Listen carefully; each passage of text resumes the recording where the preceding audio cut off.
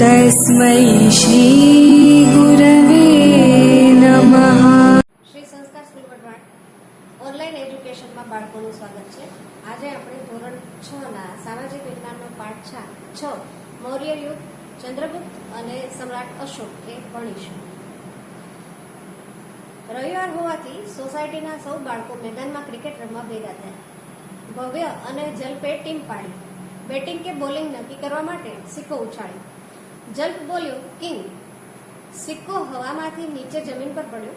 King પડ્યો એટલે જલ્પે batting માંગી।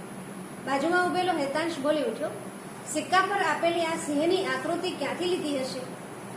ભવ્યએ તેને સમજાવ્યું, સિક્કા પર આપેલી સિંહની આકૃતિ એટલે કિંગ। સારનાથના વિશાળ સ્તંભ પર આ સિંહની આકૃતિ સ્થાપિત કરવામાં આવેલી છે। આ સ્તંભને મૌર્ય વંશના સમ્રાટ અશોક દ્વારા નિર્માણ કરવામાં આવ્યું હતું। ભારતે તેને રાષ્ટ્રીય પ્રતીક તરીકે સ્વીકારેલ છે। મૌર્ય વંશ, સ્થાપક અને શાસક। ચંદ્રગુપ્ત મૌર્ય વિશે જાણીએ। મૌર્ય વંશના તે સ્થાપક ગણાય છે। તેમનો સમયગાળો છે ઈસવીસન પૂર્વે 321 થી ઈસવીસન પૂર્વે 297। બાળપણમાં રાજાની રમત રમતા ચંદ્રગુપ્તનું હીર પારખીને તક્ષશિલાના કૌટિલ્ય ગોત્રના આચાર્ય વિષ્ણુગુપ્તે, જેને આપણે ચાણક્ય તરીકે ઓળખીએ છીએ, તેમણે તક્ષશિલા લઈ જઈ તેને શસ્ત્ર અને શાસ્ત્રોની તાલીમ આપી। ચાણક્યની તાલીમની મદદ અને માર્ગદર્શનથી ચંદ્રગુપ્ત મૌર્યએ ઈસવીસન પૂર્વે 321માં નંદવંશના અંતિમ સમ્રાટ ધનનંદને હરાવી મગધની ગાદી સંભાળી મૌર્ય વંશની સ્થાપના કરી। ચાણક્યની રાજનીતિ અને વહીવટ અંગેની કુશળતાનો સંપૂર્ણ લાભ ચંદ્રગુપ્તને મળ્યો। ચાણક્ય દ્વારા લખાયેલા અર્થશાસ્ત્ર નામના ગ્રંથમાંથી તે સમયની રાજકીય, આર્થિક અને સામાજિક જીવનની માહિતી મળી રહે છે। ચંદ્રગુપ્તની તમામ સિદ્ધિઓમાં ચાણક્યના મુત્સદ્દીગીરીવાળા માર્ગદર્શને ઘણો મહત્વનો ભાગ ભજવ્યો હતો। ગ્રીક રાજા સેલ્યુકસ નિકેતરને હરાવીને ચંદ્રગુપ્તે 4 પ્રદેશો કાબુલ, કંદહાર, હેરાત અને બલુચિસ્તાન જીત્યા હતા। ચંદ્રગુપ્તની બહાદુરીથી પ્રભાવિત થઈ સેલ્યુકસે પોતાની પુત્રી હેલેનાને ચંદ્રગુપ્ત સાથે પરણાવી અને પોતાના રાજદૂત મેગેસ્થનીસને તેના દરબારમાં મોકલ્યો। પાટલીપુત્રમાં રોકાણ દરમિયાન મેગેસ્થનીસે લખેલ પુસ્તક ઇન્ડિકામાંથી મગધ સામ્રાજ્યના પાટનગર અને તેના વહીવટ વિશેની અગત્યની અને આધારભૂત જાણકારી મળે છે। રાજ્ય વિસ્તાર। ચંદ્રગુપ્તે પોતાની વીરતા અને ચાણક્યની રાજનૈતિક કુશળતાથી પોતાની સત્તાનો પ્રસાર ભારતના અન્ય પ્રદેશોમાં કરી સમગ્ર ભારત પર એક સાર્વભૌમ સત્તા સ્થાપવાનો પ્રયત્ન કર્યો। ઉત્તરમાં અફઘાનિસ્તાન, પેશાવર, કંદહારથી લઈને પૂર્વમાં બંગાળ સુધી તેનું શાસન હતું। પશ્ચિમ ભારત પર પણ એની સત્તા હતી। સૌરાષ્ટ્રમાં પણ તેનું શાસન હોવાનું તથા પુષ્યગુપ્ત નામના વૈશ્ય અમાત્યને ત્યાંના રાષ્ટ્રીય એટલે કે રાજ્યપાલ તરીકે નિમ્યા હોવાનું આધારોમાં જણાવેલ છે। સૌરાષ્ટ્રમાં આવેલ ગિરનાર એટલે કે જૂનાગઢના ગિરનાર પર્વતમાંથી નીકળતી નદીઓ પર બંધ બાંધીને પુષ્યગુપ્તે સુદર્શન તળાવનું નિર્માણ કરાવ્યું હતું। દક્ષિણ ભારતના કોંકણ, કર્ણાટક, મહારાષ્ટ્ર વગેરે પ્રદેશો પણ મગધ સામ્રાજ્યનો એક ભાગ હતા। વાયવ્યમાં છેક પશ્ચિમ ગાંધાર એટલે કે અફઘાનિસ્તાન સુધીના પ્રદેશો પણ ચંદ્રગુપ્તની સત્તા હેઠળ હતા। આમ સમગ્ર ભારત પર મૌર્ય સામ્રાજ્યની સાર્વભૌમ સત્તા પ્રવર્તતી હતી। અહીં તમને મૌર્ય સામ્રાજ્ય યુગના મુખ્ય નગર અને અભિલેખો મળેલા સ્થળો દર્શાવેલા છે। તમે તેનો અભ્યાસ કરજો। અભિલેખો મળેલ સ્થળોને આવા ગુલાબી ટપકાથી દર્શાવેલા છે અને મહત્વપૂર્ણ નગરોને આવા વાદળી ત્રિકોણથી દર્શાવેલા છે। રાજદૂત એટલે શું? રાજદૂત એટલે કે એલચી, જેને એક રાજ્યનો બીજા રાજ્યમાં મોકલવામાં આવતો પ્રતિનિધિ કહેવામાં આવે છે। ભારતમાં આવેલ અન્ય દેશોની એલચી કચેરીઓના કાર્ય વિશે તમે જાણકારી મેળવજો। ચંદ્રગુપ્તે તેના જીવનનો અંતિમ સમય જૈન મુનિ ભદ્રબાહુ સાથે મૈસૂર એટલે કે હાલના કર્ણાટકના શ્રવણબેલગોડામાં વિતાવ્યો હતો। ઈસવીસન પૂર્વે 297માં તે મૃત્યુ પામ્યો। ચંદ્રગુપ્તે 24 વર્ષ રાજ કર્યાનું અને છેલ્લા વર્ષોમાં તેણે જૈન ધર્મ અપનાવ્યાની વાત જૈન પુરાણોમાંથી મળી આવે છે। ભારતમાં મૌર્ય વંશની સ્થાપના પહેલાનો ઇતિહાસ આદ્ય ઇતિહાસ તરીકે ઓળખવામાં આવે છે। મૌર્ય વંશની સ્થાપનાની ચોક્કસ અને આધારભૂત માહિતી વિવિધ સ્ત્રોતોમાંથી મળી રહે છે। ચંદ્રગુપ્ત મૌર્ય દ્વારા વિષ્ણુગુપ્ત એટલે કે ચાણક્યની મદદથી સ્થાપવામાં આવેલું મૌર્ય સામ્રાજ્ય ભારતનું પ્રથમ ઐતિહાસિક સામ્રાજ્ય કહેવાય છે. મૌર્ય વંશની જાણકારી મેળવવાના સ્ત્રોત, જેમ કે આ બધા સાહિત્ય બતાવ્યા છે, જેમ કે અર્થશાસ્ત્ર, જેના લેખક છે આચાર્ય વિષ્ણુગુપ્ત ચાણક્ય કૌટિલ્ય. ઇન્ડિકા, એના લેખક છે મેગેસ્થિનીસ. દીપવંશ અને મહાવંશના લેખક છે બૌદ્ધ ગ્રંથો સિલોનમાંથી મળી આવ્યા છે. અને મુદ્રા રાક્ષસ નાટક જે છે તે વિશાખદત્તે લખેલું છે. આ ઉપરાંત મૌર્ય સમ્રાટોએ કોતરાવેલ શિલાલેખો, સ્તંભલેખો, ગુફાલેખો, સ્તૂપો અને વિહારો વગેરેમાંથી પણ ઐતિહાસિક માહિતી પ્રાપ્ત થાય છે. તમે વિચારો કે વર્તમાન સમયમાં તમારે કોઈ વ્યક્તિ, વસ્તુ કે સ્થળ વિશે માહિતી મેળવવી હોય તો તમે કેવી રીતે મેળવો છો? ગ્રાન્ડ ટ્રંક રોડ એટલે કે GTR એશિયા ખંડનો સૌથી જૂનો અને લાંબો મુખ્ય રોડ છે. આ રોડનું નિર્માણ સૌ પ્રથમ ચંદ્રગુપ્ત મૌર્યના સમયમાં થયું હતું. તે તામ્રલિપ્તિ થઈને તક્ષશિલા અને તક્ષશિલાથી મધ્ય એશિયાને જોડતો હતો. તે સમયે ગંગાના મેદાનથી ગાંધાર સુધી આ રોડ વિસ્તરેલો હતો. શેરશાહ સૂરીએ પોતાના શાસનકાળમાં આ રોડનું પુનઃનિર્માણ કરાવ્યું હતું. અંગ્રેજ શાસન દરમિયાન ડેલહાઉસીએ કોલકાતાથી પેશાવર સુધી આ રોડનું પુનઃનિર્માણ કરાવ્યું હતું. વર્તમાન સમયમાં આ રોડ દિલ્હીથી કોલકાતા સુધીના રાષ્ટ્રીય ધોરીમાર્ગથી ઓળખાય છે. બિંદુસાર ઈસવીસન પૂર્વે 297 થી ઈસવીસન પૂર્વે 273 તેનો સમયગાળો છે. ચંદ્રગુપ્તના અવસાન બાદ તેનો પુત્ર બિંદુસાર મગધની ગાદી આવ્યો. પિતા ચંદ્રગુપ્ત તરફથી વારસામાં મળેલું વિશાળ સામ્રાજ્ય યથાવત ટકાવી રાખી તેની ભેટ પુત્ર અશોકને આપી. એ જ બિંદુસારની મોટામાં મોટી સિદ્ધિ ગણી શકાય. બિંદુસારના શાસનકાળમાં રાજકુમાર સુશીમની તક્ષશિલાના અને રાજકુમાર અશોકની અવંતીના રાષ્ટ્રીય એટલે કે રાજ્યપાલ તરીકે નિમણૂક થઈ હતી. સુશીમના સમયમાં તક્ષશિલામાં થયેલ બળવાને નિયંત્રિત કરવામાં તે નિષ્ફળ રહ્યો, જ્યારે અશોકે આ કાર્ય સફળતાપૂર્વક પાર પાડી બળવો દબાવી દીધો. બિંદુસારે તેના શાસનકાળમાં કોઈ નવો પ્રદેશ જીત્યો ન હતો, પરંતુ ગ્રીક રાજ્યો સાથેના મૈત્રીભર્યા સંબંધો જાળવી રાખ્યા હતા. તેણે મગધની ગાદી પર લગભગ 25 વર્ષ સુધી રાજ્ય કર્યું.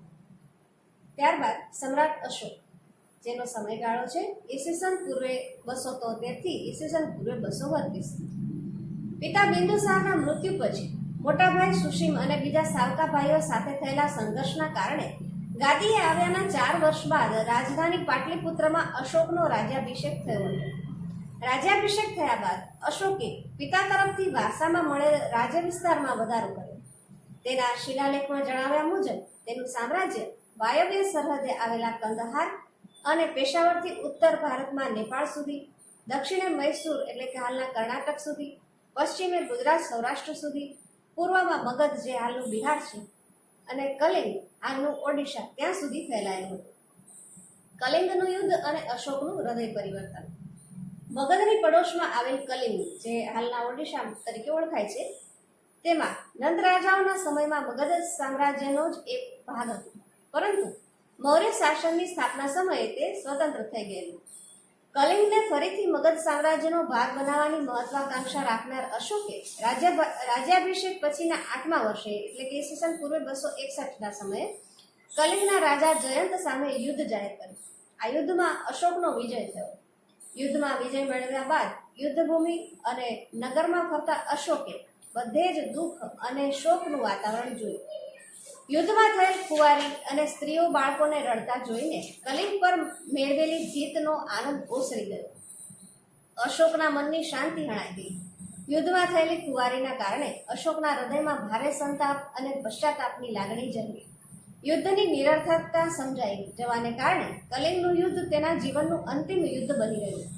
બૌદ્ધ સાધુ ઉપગુપ્તના ઉપદેશથી તેણે શસ્ત્રોનો ત્યાગ કરી શાસ્ત્રોનું શરણું લીધું.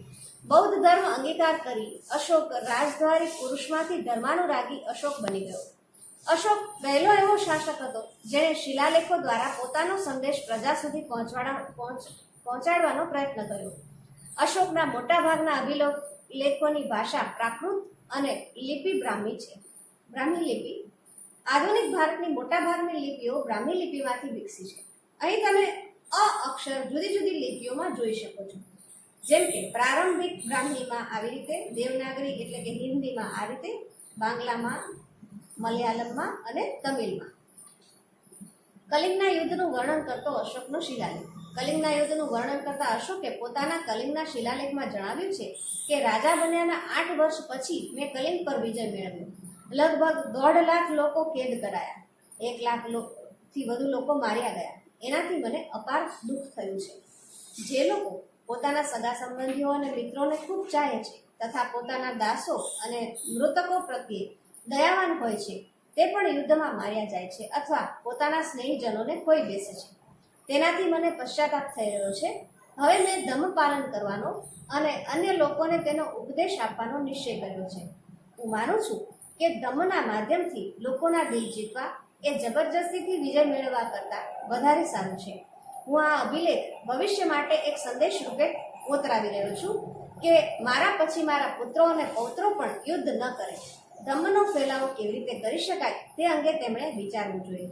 ધમ્મ સંસ્કૃત શબ્દ ધર્મનું પ્રાકૃત રૂપ છે. ગુજરાતના જૂનાગઢમાં ગિરનાર પર્વત તરફ દામોદર કુંડ જતા અશોકનો શિલાલેખ મળી આવેલ છે, જે પ્રાકૃત ભાષામાં લખાયેલ છે. આ શિલાલેખમાં 3 રાજવીઓના લેખો છે. આ લેખ રાજા મહાક્ષત્રપ રુદ્રદામાનો છે.